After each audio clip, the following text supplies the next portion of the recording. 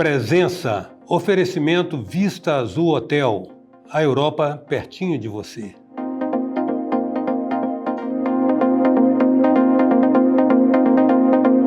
O advento aparentemente irreversível das redes sociais, fazendo essa hiperconectividade e conectando todo mundo o tempo todo, recoloca algumas situações e algumas instituições, não necessariamente em xeque, mas exigindo uma reflexão a respeito de como elas começam a funcionar nesse novo cenário de hiperconectividade. Uma delas, a instituição da democracia.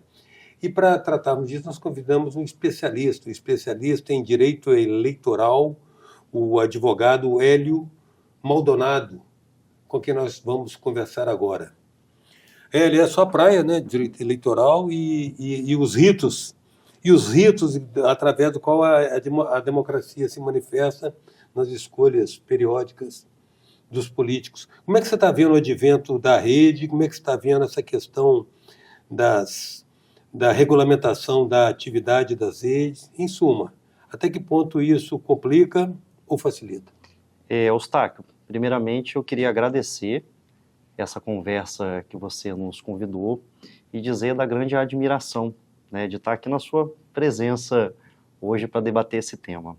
Eu que agradeço a presença, porque esse tema é pertinente, né? Sim. Como você sabe, a gente dá continuidade a um trabalho de longo tempo na advocacia eleitoral fundada pelo meu pai.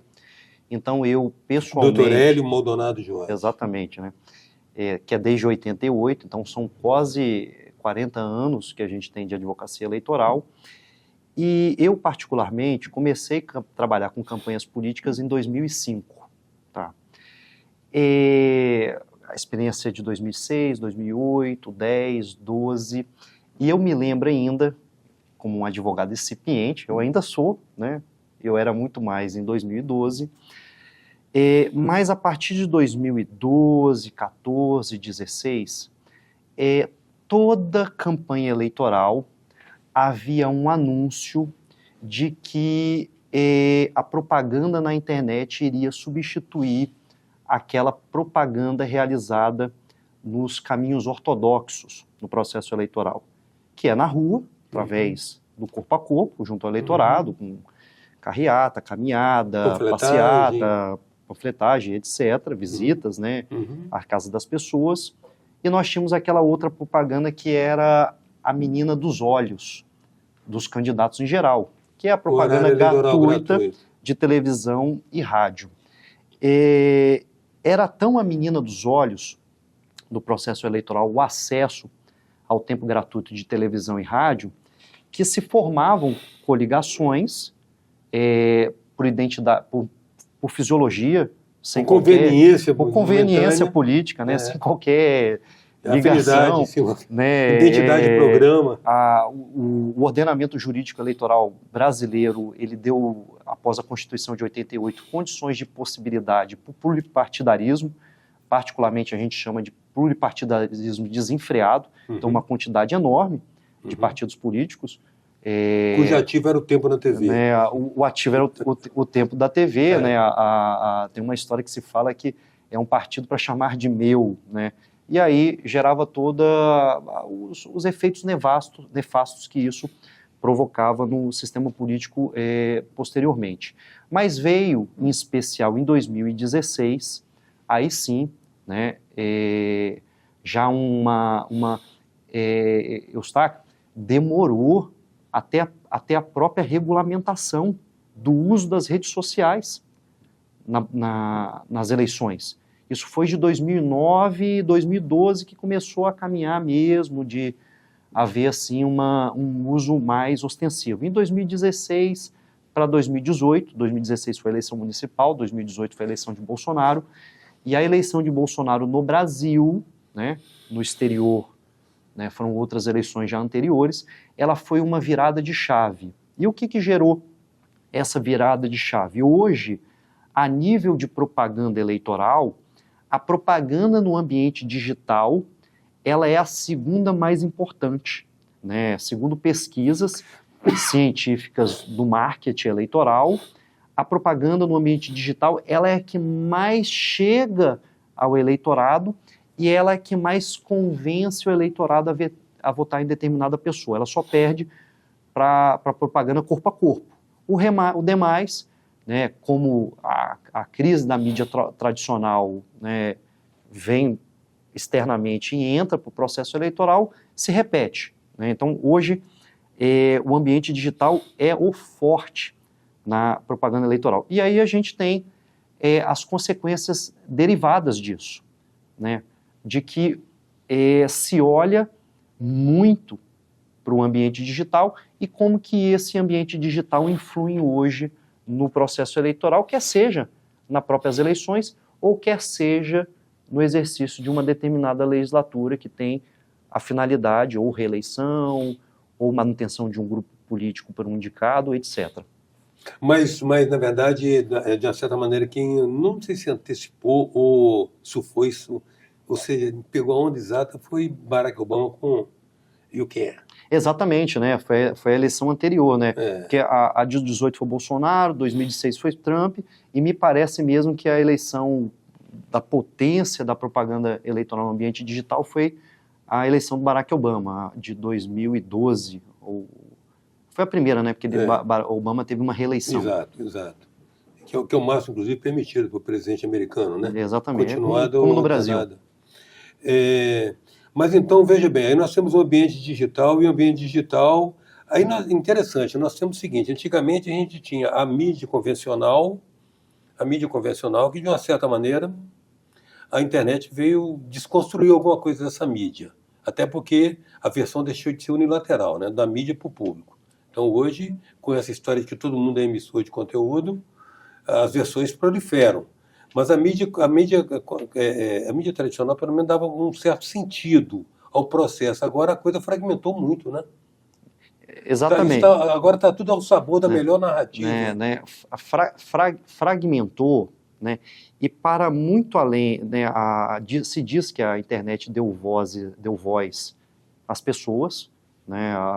Antes a pessoa não tinha espaço de escuta e fala, hoje ela pode ter esse espaço de voz e fala, mas o problema que a gente tem hoje, olhando para a questão do processo eleitoral e para as redes sociais, é que essa regulamentação do uso das redes sociais até então, ela é excessivamente tímida. Tá? A propaganda eleitoral na televisão e na rádio, ela sofre, Eustáquio, uma densidade enorme de regulamentação. Tá? Uma densidade de regulamentação. Minúcias, né? A gente fala que a propaganda eleitoral na televisão... Uma hiperregulamentação, um tráfego muito grande de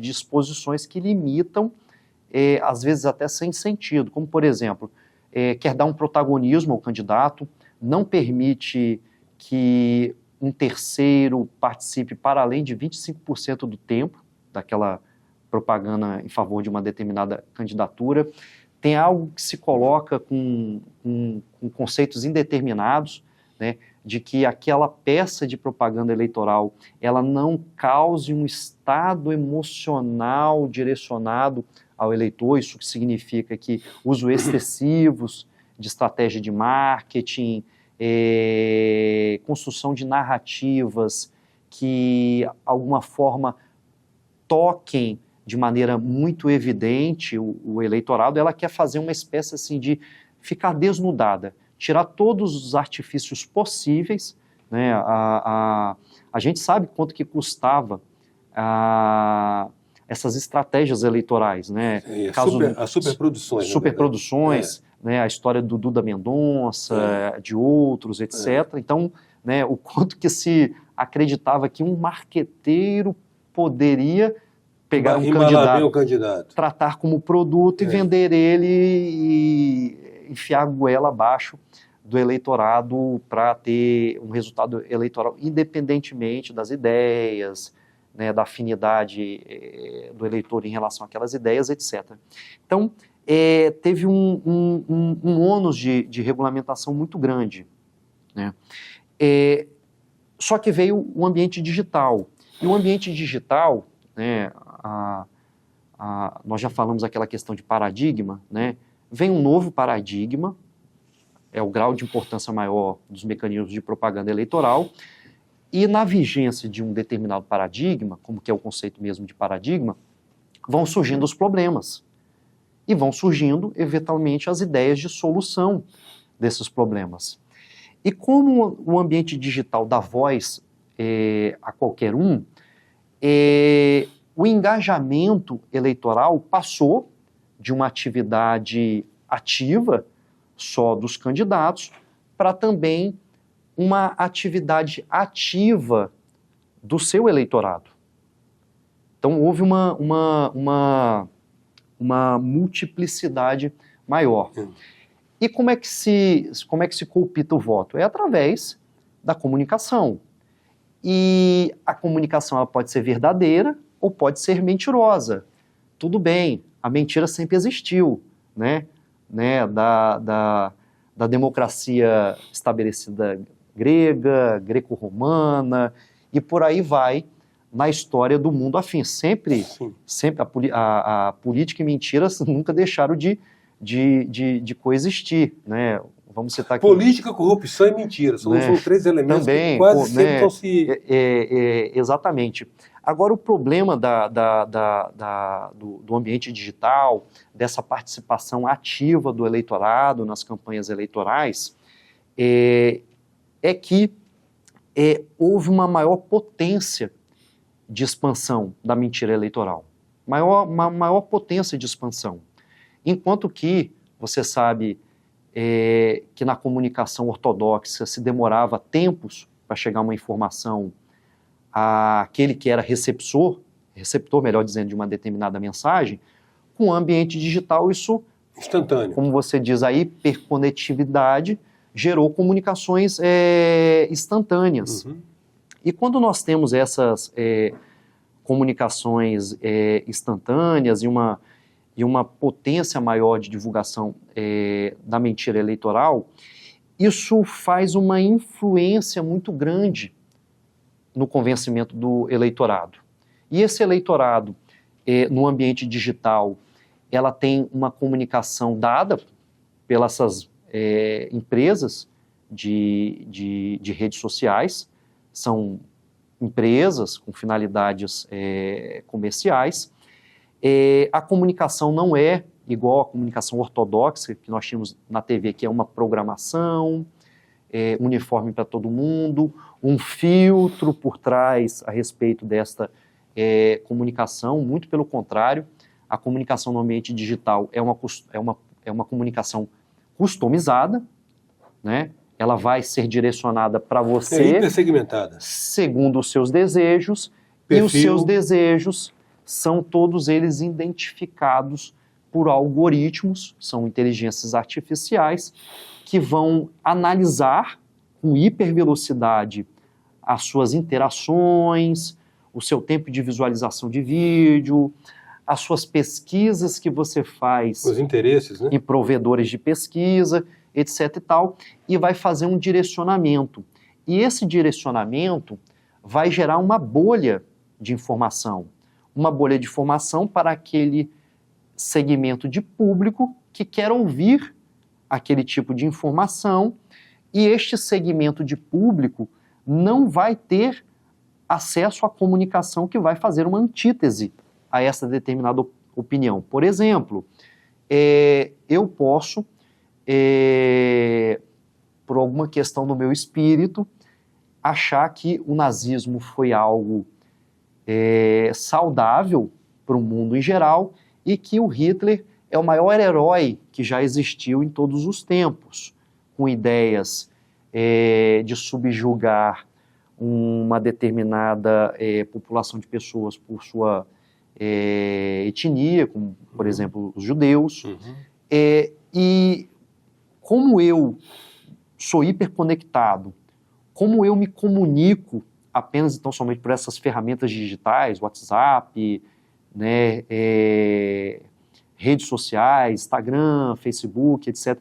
E como eu sequer nunca liguei a minha televisão, porque eu sou um cara uma pessoa de 16 anos de idade, um eleitor já, ele é de um tempo que ele nem liga a televisão. a não ser se for para ver um streaming, alguma coisa do gênero, mas ele não liga para ver a programação, o programa de domingo, o jornal, né? Não há essa cultura mais colocada. Então eu só acesso aquilo e aquilo me convence que na minha visão de mundo só aquilo é verdade. Como, por exemplo, também a questão que nós tivemos na Covid, que as vacinas fazem mal, que as medidas de distanciamento social não são recomendáveis, elas não são eficazes para a contenção de proliferação do vírus, que a ideia era fazer o máximo de contaminados para ter uma autoimunidade, aí sim haver o fim da pandemia. Então este é o que é o problema que a gente tem do ambiente digital e como esse ambiente digital tem influenciado no processo eleitoral, em especial pela comunicação da mentira eleitoral. A presença hoje é do especialista em direito eleitoral, Hélio Maldonado. A gente volta já. Venha viver momentos inesquecíveis no Hotel Vista Azul, nas Montanhas Capixabas. Resort com piscina interna e externa, quadras de tênis, jacuzzi, suítes amplas e confortáveis, lounge com lareira e um mirante com vista para a Pedra Azul. Hotel Vista Azul, a Europa, pertinho de você. Voltamos com a presença, um oferecimento do Vista Azul Hotel. Voltamos com a presença do especialista em direito eleitoral, o advogado Hélio Maldonado.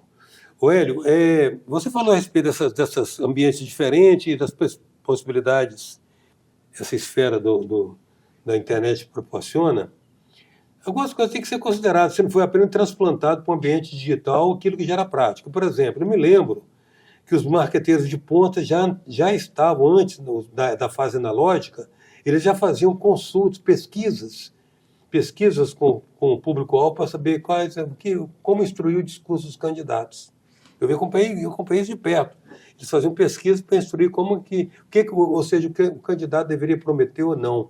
Eu, pessoalmente, tenho uma visão a respeito disso, que é o seguinte, embora quando você fala em termos de internet, 10 anos, 15 anos, é quase uma pré-história, né? Quando a gente fala de Orkut, há 20 anos atrás, que dominava o Brasil, o antecessor do Facebook, mas mesmo assim, mesmo considerando a transição rápida, a mutação vertiginosa que a internet está proporcionando, acelerando mesmo o tempo, nós temos muito pouco tempo. Eu acho que é uma fase de transição que a gente está se adaptando a essa tsunami. Nós estamos nos adaptando. Tem muitas coisas que eu vejo que apenas foram transpostas para o ambiente virtual. O que eu acho interessante é o seguinte, continuamos... Você vê a democracia, né? A democracia, enquanto ideia, que coisa excelente que é a democracia. Aí você vai discutir a legitimidade do Congresso atual. Totalmente legítimo, não tem ninguém lá. Bom, talvez tenha os suplentes que não foram eleitos diretamente, né? Mas absolutamente legítimo. E isso não nos assegura que nós temos uma boa representação, porque, na verdade, a democracia, ao longo da sua história, sempre ressalvando que de todos os sistemas, ou melhor, nem sempre o representante fala pelo representado, porque posto que ele chega lá e se torna uma nova corporação, a corporação dos que estão lá, e vão legislar suprapartidariamente segundo seus interesses. Você vê inadequações hoje na legislação tributária, na legislação eleitoral, para lidar com essa nova realidade? Eustáquio, o funcionamento do regime democrático, ela é como se fosse sempre uma obra inacabada, né? Vão surgindo os problemas e vão surgindo as propostas de solução desses problemas para que a gente sempre tome melhores rumos. E há algo de diferente quando se fala em ordenamento jurídico eleitoral, de que quem é que constrói esse ordenamento?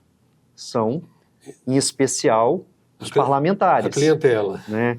E a quem que vai ser direcionado esse ordenamento? É os a eles bodes tomando próprios. conta da horta. A eles próprios, né? Então a gente tem um momento de avanço, retração, etc.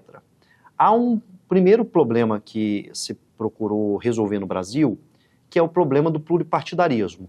Todas as reformas eleitorais do último ano com a finalidade de diminuir o número de partidos políticos no Brasil. A gente tinha, há 10 anos, 37 partidos políticos.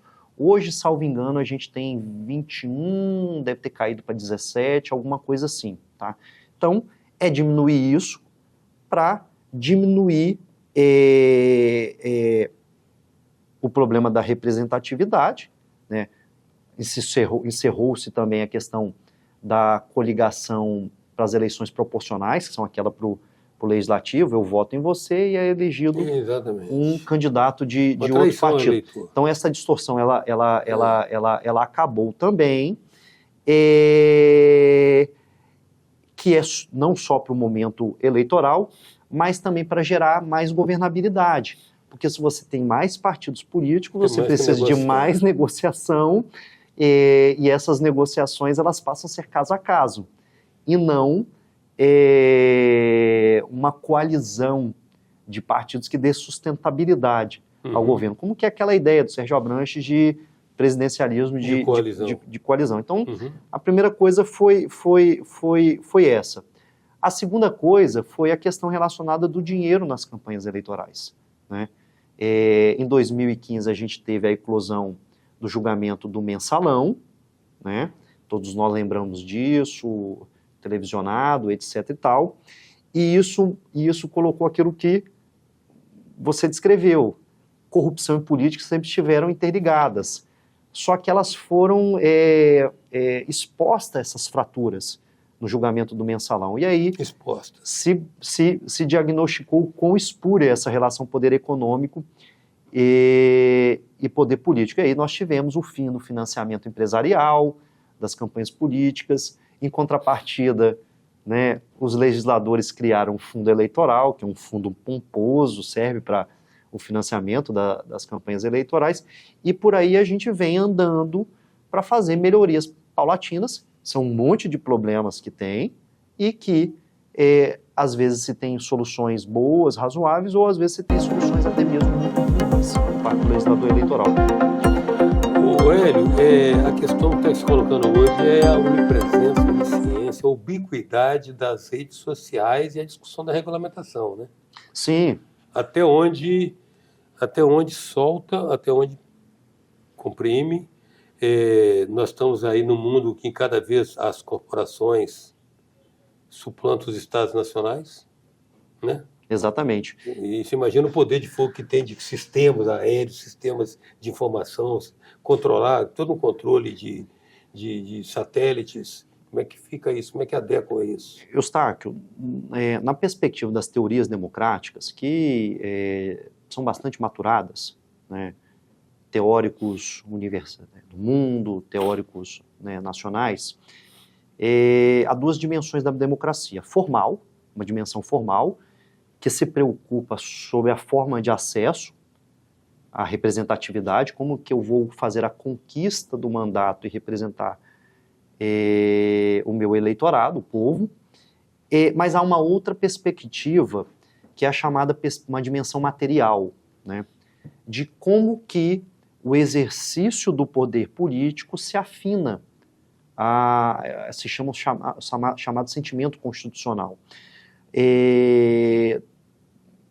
Desde a formação da ideia de Estado, né, que veio assim sempre como uma limitação do poder do absolutismo, né, eu quero limitar um poder de uma pessoa ou de um determinado grupo para que ele respeite, né, e tenha limites, né, ele não seja arbitrário, etc.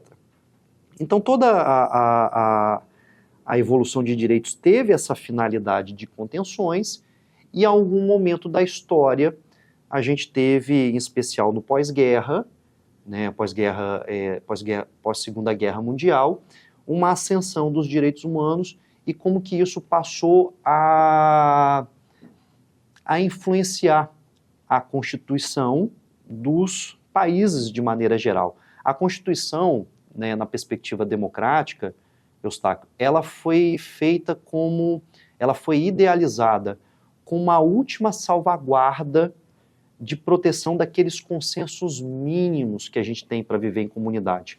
Porque para a gente viver em comunidade, a gente precisa de consensos mínimos. Sem dúvida. Né? Não há uma possibilidade de nós vivermos num estado de natureza, né? De que a gente é libertário e vive por conta própria. Então a gente precisa viver num estado social em que as normas nos regulamentem. Como já se queria desde o século XIX, o anarquismo seria uma etapa de evolução que certamente está mais no plano da utopia do que da perspectiva. Com certeza. Humana. Você sabe que o Gerson Camata, ele esteve aqui no programa um mês antes daquele fatídico dia, na Praia do Canto. Ele falou que todos os constitucionalistas, esse programa está aí, está no YouTube aí, pode ser revisto qualquer hora. Ele que foi constituinte, né, parlamentar constituinte. Ele falou por isso mesmo, por ele ter sido parlamentar constituinte, ele disse que todos os constituintes de 1988 deveriam ser regularmente serem chicoteados em praça pública às sextas-feiras, porque eles produziram uma Constituição inviável. Só um registro, hein? Um registro. Uma carta de boas intenções, porque você falou a respeito de consensos mínimos. Ali se tornou uma colcha para atender uma sociedade tão multifacetada que, de uma certa maneira, inclusive envolve aquela contradição de uma Constituição parlamentarista com um sistema presidencialista. Mas esse é assunto para outra conversa, quando você estiver aqui no outro momento para conversar conosco a respeito disso. Quero agradecer muito a sua presença. Muito obrigado. E os toques que você deu para nós a respeito da advertência que encerra essa onipresença das redes conformando o espectro político.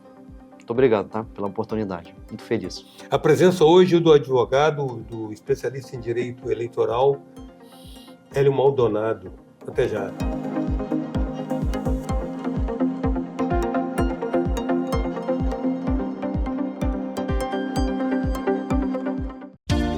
Venha viver momentos inesquecíveis no Hotel Vista Azul, nas Montanhas Capixabas.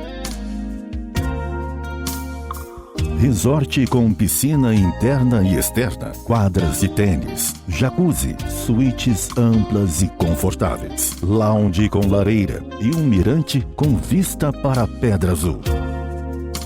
Hotel Vista Azul, a Europa, pertinho de você.